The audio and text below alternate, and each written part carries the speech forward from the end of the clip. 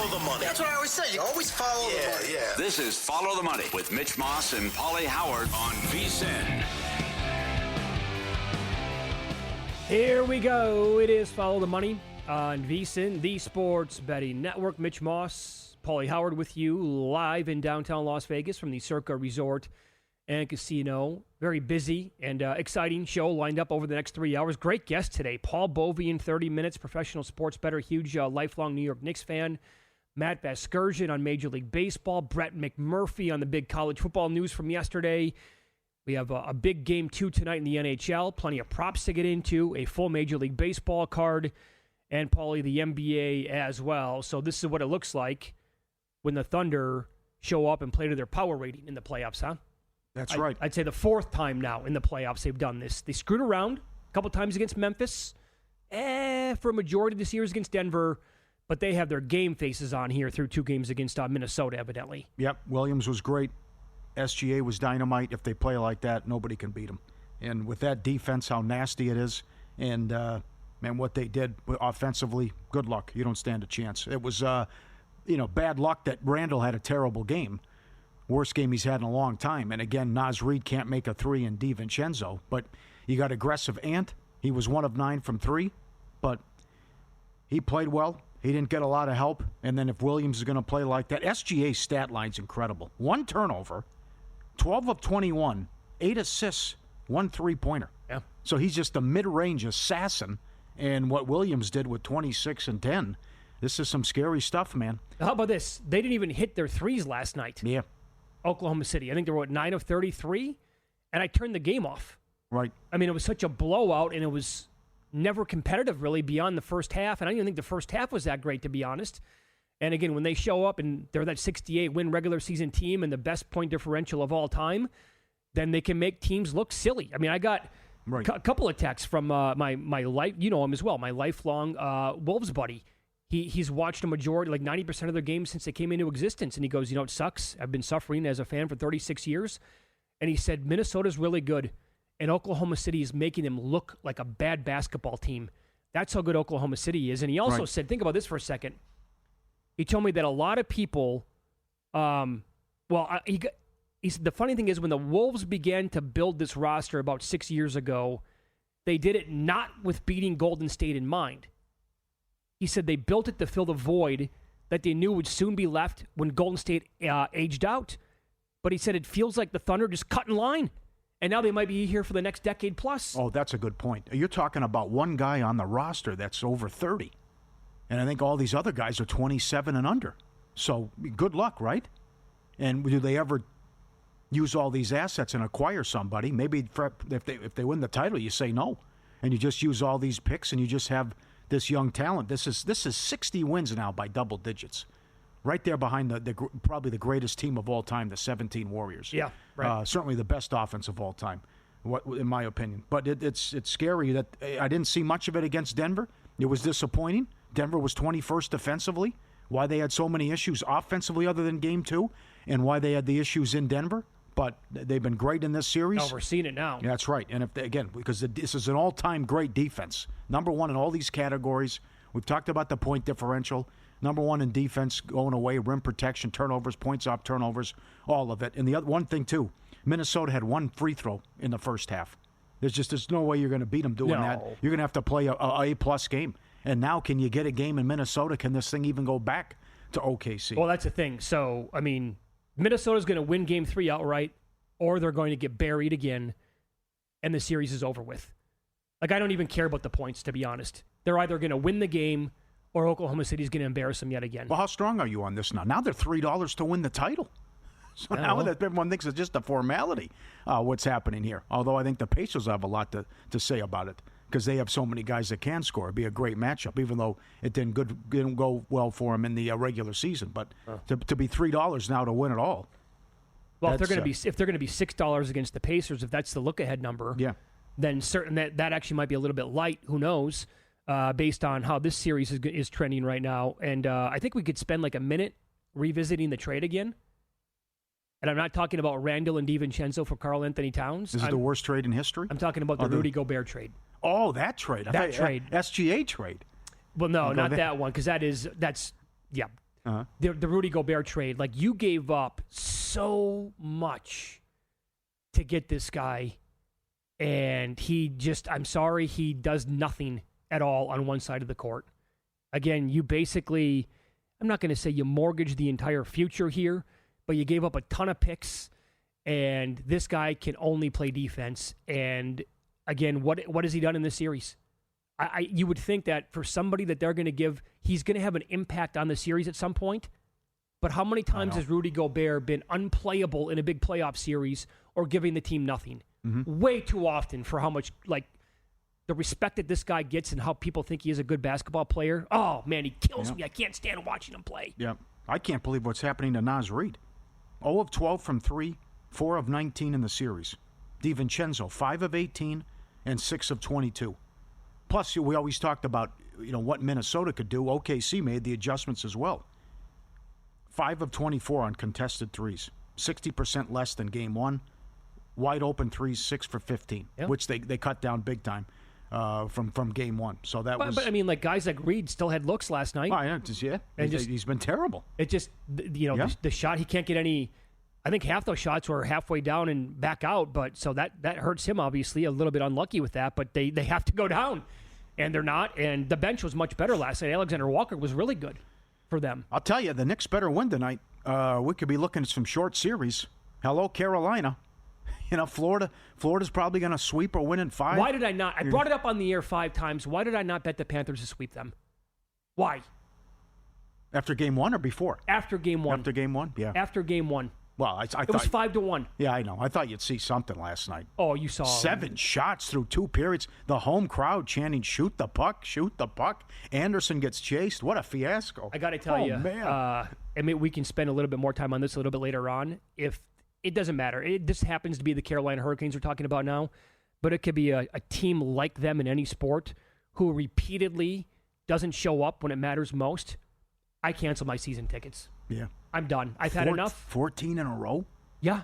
14 in a row. And they're not even competitive in these games. I know. You got home ice. Yeah. You're small favorites here in the first 2 games. Tough. And it's unwatchable crap. Mm-hmm. Oh, man, was that bad.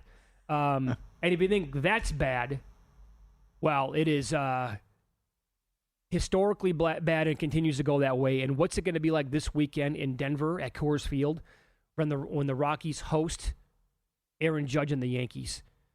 And tonight it's Tanner Gordon against Clark Schmidt. The Yankees team total is 7.5.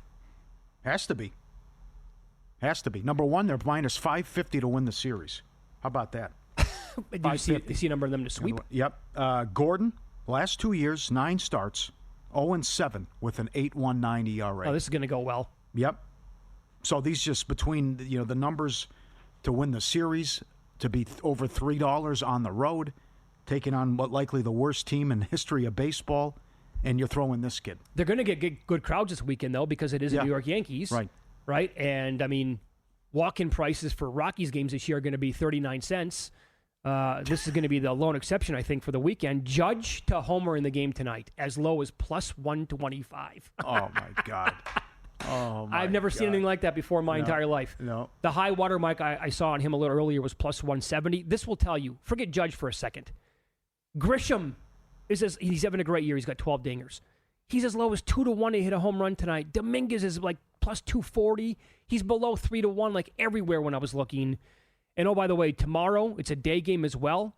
Well, tonight's not, but Saturday and Sunday, both games are day games. Saturday it's Fried versus Freeland. Freeland's 0-6. He's actually got some respectable, underlying numbers. Sunday is Warren against Senzatella.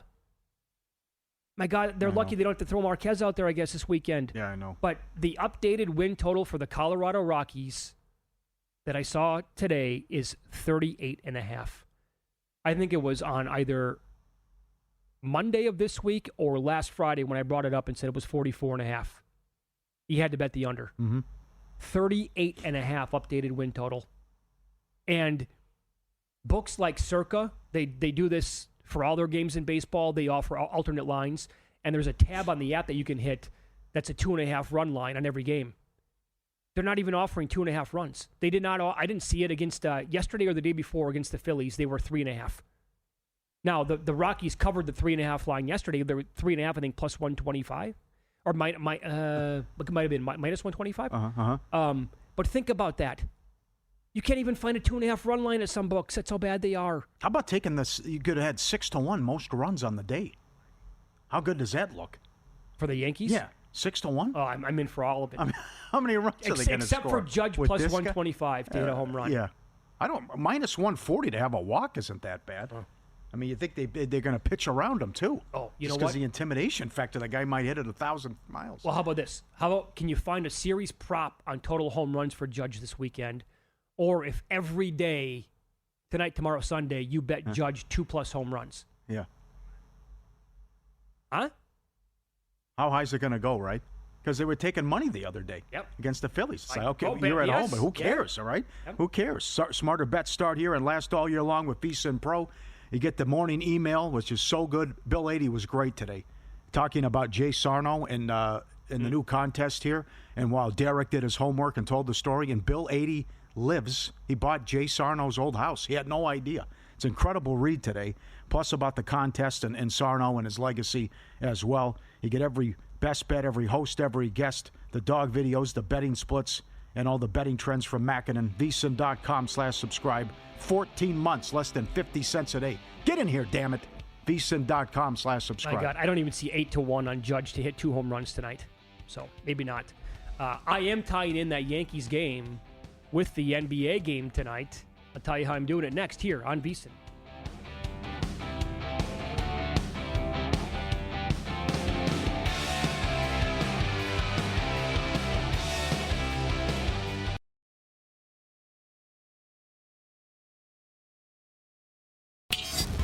This is Follow the Money on VSiN. Much more on Game 2 tonight. Knicks, Pacers from the Garden. Head out here to the Progressive Guest Line. Professional sports bettor, lifelong New York Knicks fan Paul Bovey joins the program. Good afternoon, buddy. How you hanging in? I'm trying to get over my PTMS, post-traumatic meltdown syndrome. But when you get beat up, you got to go back to school the next day and face the kids. And I got to face Paulie because Paulie, as we know, is all over Indiana, and he let me know before the series. So I'm headed to the Garden tonight and hoping for the best. I want to ask you this, though, okay, based on that. As a professional sport, you're very level-headed, obviously. You've been doing this for a long, long time. And it goes for tonight's series, but also like any series in any sport in general, right? These guys are pros, as we all know. How much does that brutal collapse factor into your opinion of maybe betting this game tonight, thinking how much it actually might linger here 2 days later? All right, so I don't think anybody can question the Knicks' resiliency. Mm-hmm. This team came back from a pair of 20-point deficits against the Celtics on the road, an 11-point deficit against the Pistons, also on the road. They lost their first home game to Detroit. And in Game 4 against the Celtics, I was there. They were down by 11 at halftime. Came back, won the game. So the Knicks have been able to just find what's needed and come out of the hole and win games. So I have faith in them. I don't think they're going to throw in the towel, and I still think they have advantages over Indiana. Indiana has won 2 basketball games this year against them. They shot 15 of 37 from beyond the arc the other night. We all know what happened in the last quarter, in the last few minutes. And also 21 of 46. And in the other games, 3 of 30 and 9 of 31. The Knicks have outscored them in the 4 games by 24 points. They are 147 of 229 inside the arc, outscored them in the paint. So the Knicks have gotten the best of it. And you know, I'm just going to tell you, you guys have watched basketball. I've played basketball. I don't ever remember a shot like that, the one Halliburton hit. I can't remember a shot like that. I promise you, if David Stern was still the commissioner, I would think he would have had a string attached to the ball. Yeah, I know. I said the same thing. I've seen it from a free throw line. I haven't seen it from that far out where it goes straight up and then comes back down. You're exactly right. Everything's accurate about the offense. They have no answer for Towns. They'll have no answer for Brunson, and they were great offensively. Do you see the whole series playing out as overs, that it appears it's going to be up and down and so many high-scoring games? Well, you guys pointed this out. I don't think the Knicks want that. The Pacers bench is better. There is no doubt what McConnell does. I don't know how he gets to the rim every single time. And, got Matherin and Nesmith. You just got a great bench there. And their bench minutes, 78 versus the Knicks 56. The starters of the Knicks played a few more minutes, 18. I think the Knicks want to slow it down a little bit. I did take the Pacers team total under 26.5 in the first quarter tonight because I think the Knicks are going to be fully invested in defense. I saw that when the Celtics blew them out in Game 5. They came in Game 6. I played the Celtics team total under, and it was never in doubt. The Knicks just buckled down on these guys from beyond the arc, and I think they're going to do that tonight, fully invested in the defense. Don't hate that. I know other people who I respect that bet the NBA said that they approached it as soon as the numbers came out by betting the Knicks early on, either first quarter or for the first half. Yeah, I think, look, we don't know what's going to happen. This game will play out. We don't know what's going to happen to the pace of the game over an extended period. But the Knicks will at least try to play slow down basketball early on. They have advantages in the half court. Let them take advantage of that. And as I said, they've gotten the better of it throughout the year. The other night, a different story. And I'm not sure, and I know, Paulie, you said the Knicks choked. I'm not sure it's the case of the Knicks shooting 3 bogeys on the last 3 holes.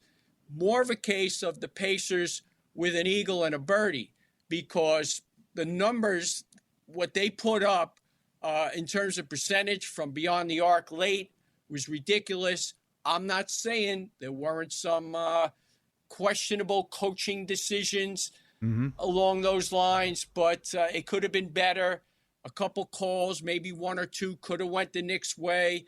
Maybe a challenge was wasted early on. Yes, it was. Yes. But yes, it was. I would say that. Let me say that more emphatically. It was because the goaltending call would have, it probably would have stuck. I mean, it would have. But, I think they'll win the game tonight, and this series will advance with a split to Indiana. Okay. If they blow them out, everyone forgets Game 1, and now we'll go to Indiana and you try to get a game there. What if they lose, though? This has been such a great story. 25-year drought. You were in the season tickets, what you went through, all the bad teams, the Isaiah Thomas crap, all the bad contracts. Everyone is wearing Knicks gear, and their 7th Street's alive and 7th Avenue. I mean, if they lose, then what happens? How do you feel tonight if they blow it? If they blow it, I would have to agree with you. I heard you earlier.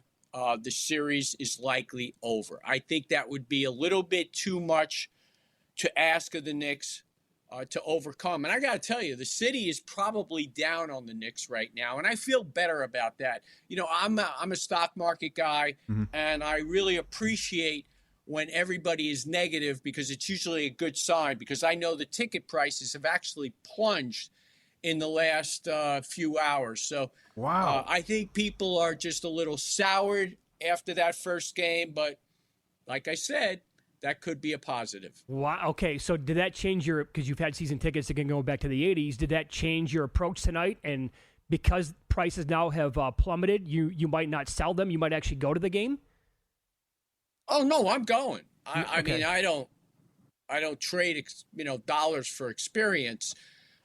We have 3 tickets. I know 1 will be sold. Oh, I'm sorry. None will be sold tonight. But we always take a peek at the market just to see what's happening. And, sometimes it just ratchets up and sometimes it just craters, So tonight is one of those nights. It just headed down. Now, you've admitted this before on the air. It's difficult for you to watch games if you have money on them occasionally, going back to like Survivor last year, or in this case, if you're a fan of the team like the Knicks are, how would you have reacted if you were at the game, at the Garden for Game 1? I don't know, but like I said to you off air, I was glad that I had an engagement that I had to address at 10:40 in the evening, which forced me to go online. And I probably would have done a Johnny Depp to the hotel room had I been watching, but I didn't have that opportunity because I had to exercise restraint as I was going back and forth with the host, and he's giving me the play-by-play. And I actually heard the play-by-play of Halliburton's shot from him, and I couldn't figure out what was going on. But anyway, lo and behold, I did replay it probably 15 times, always looking for a different result, but it went through every time. All right, so you have the one bet on the Celtics team total first quarter under 26.5. Anything else? Any player props or any other bets that you have for the game? Well, I had Josh Hart the other night rebounds. Makes a lot of sense because last year, before the abdominal strain, he had 46 rebounds in the first 3 games, and in the last 4 games, he only had 30. So that really impacted him, and I think his main focus is to hit the boards because you have other scorers. So I do still favor Josh Hart. I think he had 11 the other night. He went over, I'm not going to say it was comfortable, but he went over by, I think it was 1.5? Yeah. I think it was 9.5 or 10.5, whatever it was. It went over comfortably, somewhat comfortably. Great job, my man. Good luck tonight. We'll talk to you soon. Okay, thanks, guys. Take care. You're Go great. get him, pal. Paul Bovey, Pro Sports Bettor, was the VP of sales for Oppenheimer back in the day, what he mentioned with the stock market. Here's the thing, though. You are playing, this is small sample theater, and this is what got Missoula and the Celtics beat. Well, we're just going to keep doing what we're doing and shoot 53s. Yeah, but you can stink it up for 3. It's a best of 7. You can have 3 horrible games. That's what happened, right? Indiana can shoot the lights out for four games. They can do it. They've done it, and they can do it again tonight. So that's the thing about, well, will they play like this? Well, now, the Neesmith thing won't happen again. No, no. But certainly, all these guys can shoot, and so many of these guys can score. And I talked about their effective field goal percentage is number 1 all-time right now far in the playoffs. It might not be Neesmith, but it could be like 3 other guys That's for them. right. So That's right. Win-lose up next, and we'll hit the big news in college football from yesterday. And my, oh my, this changes things.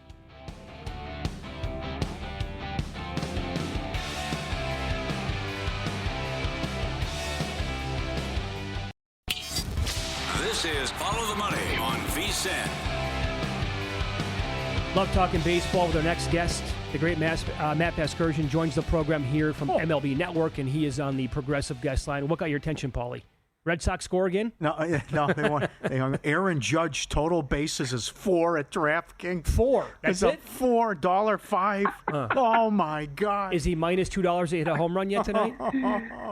Matt, this is unreal. We were talking about this earlier, trying to find ways to bet against the Rockies every night. What are your overall your thoughts on that idea and what we're looking at tonight with the Yankees taking on the Rockies at Coors? Well, I was surprised that the team totals didn't change at all for the Yankees when they went from Dollander, who really is their only chance to win every 5 days, to this kid Tanner Gordon. And if you look at Tanner Gordon's numbers, it should have changed. I mean, the kid in his big league career, he's 27 years old. He's had a handful of big league outings, 40 innings in the big leagues. He's given up 10 homers. This year at Albuquerque, conditions not dissimilar to those at Coors Field, 6.23 ERA in 8 starts. I mean, on paper, the kid's got no chance against the Yankees lineup. And that explains the Aaron Judge 4 on the total base prop. I've never seen anything like that in my life. It's obscene. But if you like the Yankees first half, 3.5 feels reasonable when you consider the opposing starters' numbers. My God. I mean, they're throwing this kid to the wolves. Yes. Absolutely. What do you think the best way is to attack betting against this team that's on pace to lose 136 games? Well, it's interesting. The last series they had with the Phillies was kind of the do's and don'ts of how if you're fading a team, because you look at the starting pitching matchups, you think, Marquez, Senzatella, the Phillies left-handers are going to get these guys sooner rather than later. And in 2 of those 4 games, the damage didn't come until the end of the game. Mm-hmm. So I think you could beat yourself getting too cutesy with the Rockies. If you play the opponent to go over the number, maybe not tonight because it's a 7.5 for the Yankees. But if you play the opponent over the number, forget about cutting it up in halves and first 3 and all that stuff, because the rotation is just as bad as the bullpen. Mm-hmm. These numbers are I'm looking more and more. So 7.5 for the total, like you said, the team total. At most books now 3.5 for the total bases. And again, I just getting ready for the game tonight, Matt. And you were saying this like 2 years ago with us. Like you can't bet these home run numbers that are below like 3-1 or in the 2-1 range. I saw Judge. The first number on him tonight was plus 125 to hit a home run. I mean, that's maddening, right? It's just, it really is maddening. Some of them, even Trent Grisham, you're getting plus 2.25 on Trent Grisham to hit a homer. Yeah. I know he's had a great year and he isn't threat to go deep and he's like a reverse splits guy. So maybe you play him against the lefty to go deep. The only reasonable number tonight to hit a homer, if you want to play the Yankees to homer, is on Anthony Volpe at almost plus 700 and Yorbit Bibas, who is plus 750. Yorbit Bibas, the rookie second baseman that they called up, I mean, this guy is an absolute hacker. My God, he is out there swinging like he's in UA ball somewhere. It's unbelievable how this guy swings the bat. His total base prop is 0.5, and I don't know that I'd play it even in Denver. Okay. Bellinger, by the way, just came off the board to hit a homer, so somebody's pounding that right now as we speak. Okay, thanks for that. How about this now? Who saw this? Such a great season with the long winning streaks and what's going on to start with the Mets. And how about the Halos? I mean, they haven't won 8 in a row since 2014. Mitch talked about the rollover 32-1 to sweep the Dodgers. They do it again. We always talk about the Malinsky special. So now after the road trip, they're coming back home, but you're going against Sandy, and it's Kikuchi against Sandy, and he's lost his last 6 starts. What do you make of this team and what they're doing? Yeah, it's been pretty fun to watch. Taylor Ward has this nice streak of 8 straight with an extra base hit. Ohapi's hitting homers. And where do those guys do their damage? Against fastballs. Sinker, four-seamer, doesn't matter. And what does Sandy throw a lot of? He throws a lot of sinkers. His numbers are so bad. He has a career-low chase rate, career-low first-pitch strike rate. Sandy Alcantara's hard hit rate is 50%. Yeah. So 50% of the balls that are in play are hit at 95 miles an hour or harder. If ever it's going to continue for the Angels, it's tonight. And I think Kikuchi's pitched in bad luck. I mean, he's still looking for his first win as an Angel. He's pitched well enough to win a few of them. He's had some mid-inning problems. But against the Marlins, I say it continues tonight for the Angels. Okay. And I know the last time you were on, we talked about how many times would the Dodgers be underdogs? Well, here it's getting close. Canning's going against Kershaw. Kershaw 12-1 with an ERA of 2. 19 starts career against the Mets, but he got tagged in his first start back. The Mets have won 8 straight starts with Canning. What do you think here, like $1.15 on the Mets at home against Kershaw? Yeah, I think the price is about right, and this game just screams stay away from. I mean, both teams are 5-5 in their last 10. The Mets don't hit, but they pitch like crazy. The Dodgers don't pitch, but they hit like crazy. They're the flip-flop mirror image of each other. The Mets have hit better at home this year, which I think is really weird because that place plays very pitcher-friendly. The park-adjusted numbers there have been very pitch-friendly for the last number of years, but they've hit like crazy at home. Kershaw beat up in the first inning of his inaugural start 5 days ago. He's certainly not good for anything past 5 innings. Yeah. The whole thing is a stay away from. Plus, it's weird weather in the Northeast now. There's thunderstorms everywhere. That's a run away and hide from. I'll give you a bet that I made tonight. I have a handful in Major League Baseball, and it's Follow the Money here on VSiN, the Sports Betting Network. Our guest, Matt Vasgersian, MLB Network. Great pitching matchup in Pittsburgh. Skeens takes on Peralta, who's having a really, really strong season for the Brewers. I really don't like either offense, specifically the the Pittsburgh Pirates here. I played the first 3 innings under 1.5 runs at like plus 106 earlier today, Matt. I bet that's changed. That's a nice number. I mean, I looked at some of the strikeout numbers on Skeens because I'm always curious where they're going to write it. And the thing that popped at me wasn't Skeens, but Peralta, because he's at 5.5, 5.5. He is almost 60% fastball.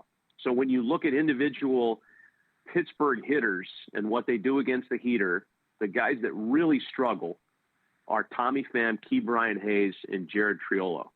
And Triolo's not in there. Key Brian's in there. McCutcheon's had trouble against the fastball weirdly this year. And Pham's not in there. So 2 of the guys that you'd earmark for 1 or 2 punch-outs against the starter aren't playing. I still think fastball Freddie could strike out 6 or more in this game because the Pirates are that bad. Okay. Any other props you're looking at or some futures and anything you like tonight? You know what was interesting tonight? A couple pitching things. I think Matthew Boyd's interesting because Cincinnati is so bad against left-handed starters. And Boyd's number's pretty reasonable. Mackenzie Gore's got the highest K rate in the game. And San Francisco, who is in town tonight, they've got a 25% strikeout rate versus left-handed pitching. That's not horrific. But when you compare it with what Gore has done this year, his home starts, and he's at home, he's punched out 13, and that was that weird season opener against the Phillies where the shadows were crazy. And then he's gone 7, 8, and 7. So the number is perfectly written at 6.5 for Mackenzie Gore. I'm starting to think this too. Yeah. I'd be curious when you guys had the bookmakers on and you talk about how these lines are written. I think that strikeout totals are written just as much for opposing lineups as they are for the guy on the mound. The great example of that tonight is Pablo Lopez against Kansas City. Kansas City's got the second lowest K rate among teams in baseball. And Pablo Lopez's number feels so reasonable at 5.5. He's gone over that in 6 straight starts. But the reason it's lower is because the Royals don't strike out. Mm-hmm. And that makes it a real hard play for bettors. It makes it hard for you to pick a side on. Yeah, I'm finding to get down on K props more and more difficult the more I study this and the more like projections that I look at and the matchups. You're spot on. Like nothing. I shouldn't say nothing, but Matt, it is like rare. And I look at it every single day when a K prop like completely jumps off the page to me. Yeah, it's really true. I don't know what Chris Sale's number is tonight against San Diego, but their lineup is scuffling right now. 6.5. And as 6.5. And as good as Nick Pivetta was in his first 3 starts, he has not been good in his last 4. Just as a side, I think Atlanta can beat up on San Diego. They're really sputtering right now. All right, buddy. Love talking to you. Have a great holiday weekend. We appreciate it. Enjoy the baseball. You got it, guys. I'll be listening as always. Thank you, sir. Thank you. There you go. Matt Vasgersian. MLB Network with us here on the Progressive Guest Line. Has followed the money here on VSiN, the Sports Betting Network. I looked at that too with Gore because of everything that he just talked about. But then you see 6.5 minus 150. Yeah. Like, I'd play it maybe at minus 110, but minus 150 is like juice to the. Can't do it. Kershaw's 3.5. How long will he go? He's right. Plus, he was so bad his first time out. The only thing that is getting me away from playing the Mets team total first 5 over is the weather there. Yeah. So. Yeah. Up next, Nigel Seeley joins the program. He is going hog wild with some totals this weekend in soccer.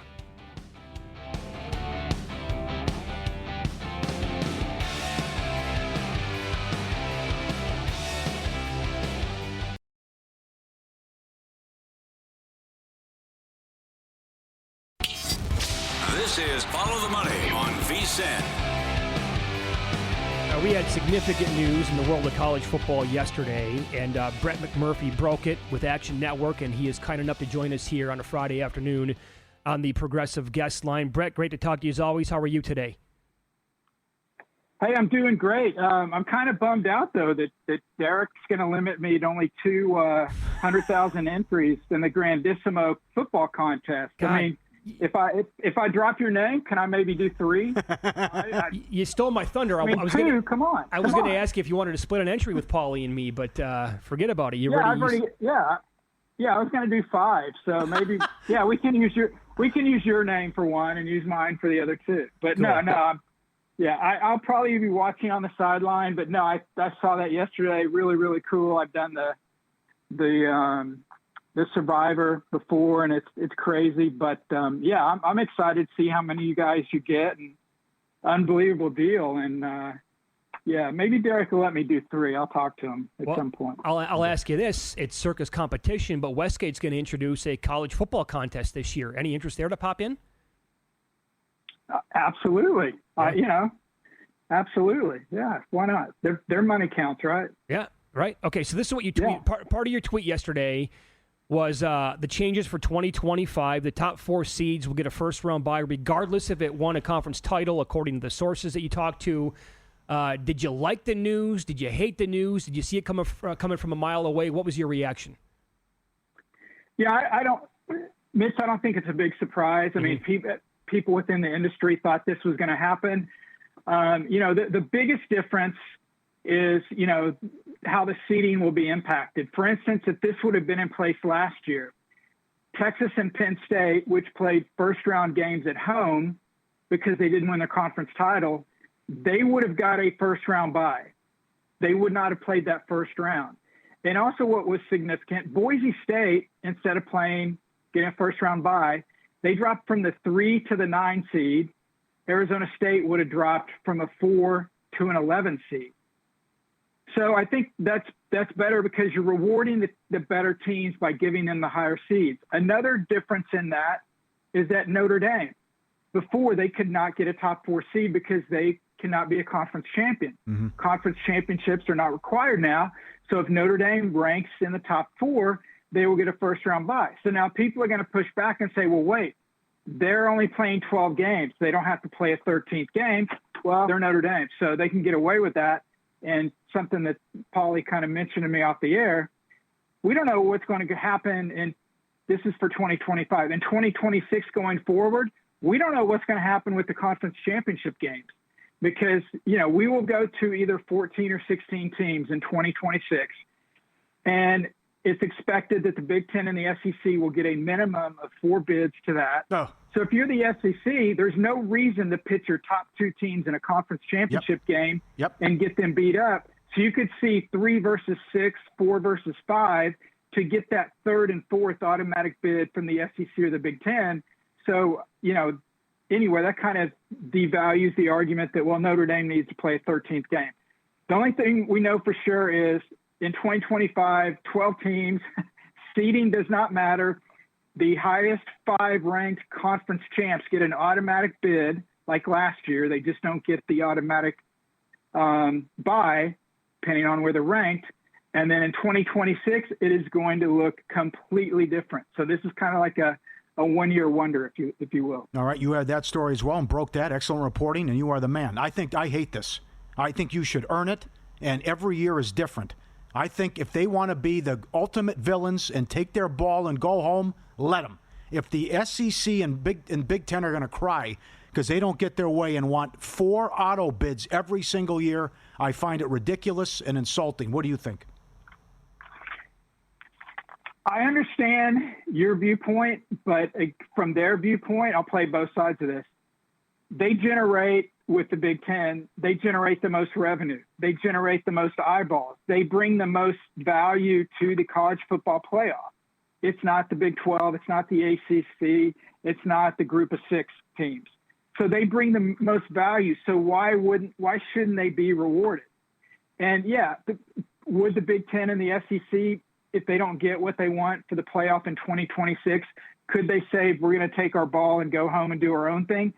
Absolutely. I do believe, though, that's the last thing they want to do.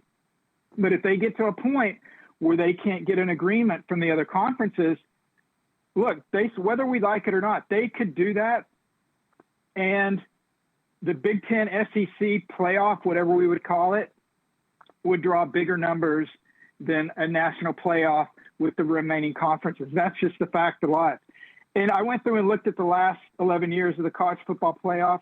Literally every year, but maybe one, the SEC would have had their top 4 teams all within the 16, in the top 16.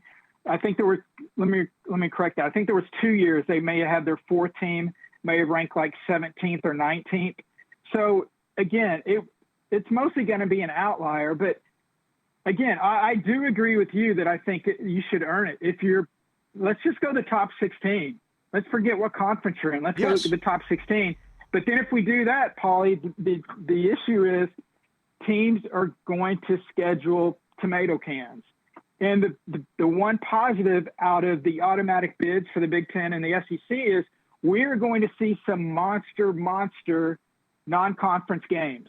We've seen a lot more last year. We're going to see a lot this year. Going forward, we'll see more because those power schools, the Big Ten, SEC, losing a Michigan-Texas game is not going to penalize either school because you know what?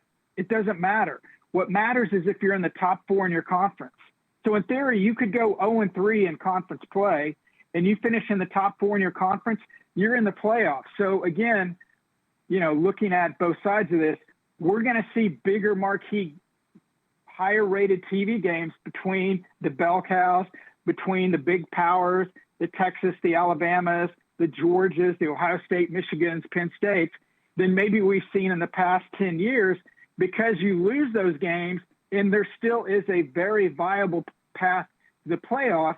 And also you earn more revenue through your TV deal when you're playing, you're playing those games instead of rolling out Kent State or Bowling Green or somebody like that. There's a chance a 7-5 team could make the playoff, though, with this scenario. Also, does this feel like a playoff or an invitational? Well, a little bit of both. I mean, if you're not in the Big Ten or the SEC, then you feel like this is invitational because those guys are guaranteed basically 8 of the 14, 8 of the 16. Then you've got at-larges. So some years the Big Ten or the SEC could have 6 of the 14 or 6 of the 16. We'll have to see how that plays out. A big sticking point, Paulie, and what has to be determined and has not been determined. The model that the Big Ten and the SEC wants is 4 autos for the Big Ten, 4 autos for the SEC, only 2 automatic qualifiers from the Big Ten, 2 from the ACC, and then 1 group of 6. And then the remaining would be at large. Well, the Big 12 and the ACC, they want a 3rd automatic bid. So there is some heavy pushback there. We'll have to see who wins that battle. Because certainly if the Big 12 and the ACC only get 2 automatic bids, that opens up more at-large bids. And if you're the Big Ten and the SEC, historically, you have several teams ranked in that top 12 who would grab those at-large bids. And also Notre Dame will be taken care of as long as they finish in the top 16 or top 18. They will automatically get one of the at-large bids, whether there's only 1 at-large bid available or whether there's 5 at-large bid available, whatever format they decide to go with. Jeez. Wow. Okay. You got 7 last year. I know. Big Ten, SEC. You got 7 teams in. How about this angle, Brett? And I know plenty. You may have 6 from one You could have 6 SEC teams and 4 or 5 Big Ten teams. Oh, I mean, that's just the reality of it. Yeah, and we have like a minute left here. I know plenty of people who were live to Boise State tickets at like 500 to 1. They got a buy last year. And, if it breaks their way, they win that game, those tickets suddenly become, you can do something with those. Forget about group of 5 teams. They're done. They're cooked. They're done. Yeah. They are, and that's sad. And you're right. Yeah. In your Arizona State play, that was great. If they beat Texas, they should have beat Texas. You're in a great head spot. But, that's a thing of the past. I think the college football playoff, it's always been the Alabamas, the Georgias, Ohio State, et cetera. I think it's going to be like the Final Four this past year where we saw 4 number 1 seeds. If you're not in a power conference, you've got no shot. I mean, that's the reality of it. I hate that, but that's the way. We're not headed there. We're already there. No. It's just a matter of rubber stamping it. I think you're spot on with that. You can follow Brett on X. He is at Brett_McMurphy. Does a great job for Action Network. Great conversation, man. Thanks for the time. Have a great holiday weekend. You got it, guys. I'll see you out there this summer for Big Ten and Mountain West Media Days. Sounds great. There you go. All right. That's what Pat Forty and Wetzel's biggest concerns were. That you could go 0-3 in the non-conference and then go like 7-2 in conference play and win like a 5-way tie, and then you're in. Well, even though you're 7-5. Okay, In Pocket next. And I've dreaded doing this my entire life, but finally did it for the first time ever last night. Got to tell you, not that bad.